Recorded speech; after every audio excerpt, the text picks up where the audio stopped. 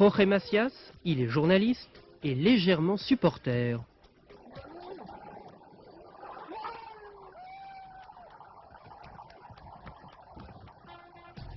C'est un peu normal, Jorge il est mexicain.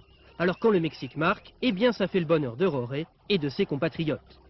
Non, vous n'êtes pas à Mexico City, mais au Coliseum de Los Angeles. Le Mexique rencontre l'Afrique du Sud en match amical, et le Mexique joue carrément à domicile, avec ses 30 000 supporters, pratiquement tous d'origine hispanique. Aux États-Unis, le soccer fait d'abord recette chez les Chicanos, et les journalistes se sentent investis d'une mission. Peu à peu, nous essayons de faire en sorte que nos reportages atteignent le grand public américain. Et ça lui plaît. Mais malheureusement, il faudra beaucoup d'années avant que le soccer ne s'implante dans le pays. En réalité, de nos jours, la communauté hispanique apporte une énorme contribution à ce développement.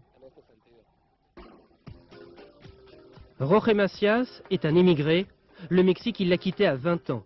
9 années plus tard, comme dans un rêve américain, il est journaliste sportif à La Opinión, un quotidien en langue espagnole pour la très nombreuse communauté hispanique de Los Angeles.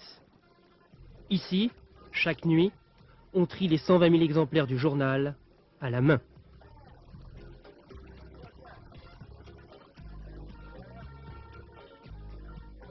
Le foot hispanique vous souhaite la bienvenue. Ici, dans ce quartier de Los Angeles, c'est pauvre, et ça se voit. Un terrain minable, pas de douche, pas de vestiaire. Le tout coûte quand même $80 à l'année par joueur. Parfois, ils se sentent un peu seuls. Il y a beaucoup de bons joueurs dans les équipes. Je m'en suis rendu compte, qui peuvent jouer à un bien meilleur niveau. Mais il n'y a aucun soutien, aucun appui pour les promouvoir. Jorge habite dans le coin, et le dimanche matin, il vient souvent regarder les matchs. Ils sont 2 millions de joueurs d'origine sud-américaine à Los Angeles, mais Jorge regrette que le foot à l'hispanique constitue un monde à part.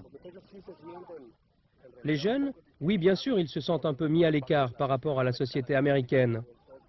Parce que pour les Américains, il y a les meilleurs terrains, il y a les meilleurs stades. Oui, les hispaniques se sentent un peu seuls. Mais Jorge, le journaliste, garde espoir. Et parfois le soir, il rêve d'un coliséum rempli de supporters, hispaniques et américains, qui viendraient voir jouer une seule équipe, celle des États-Unis.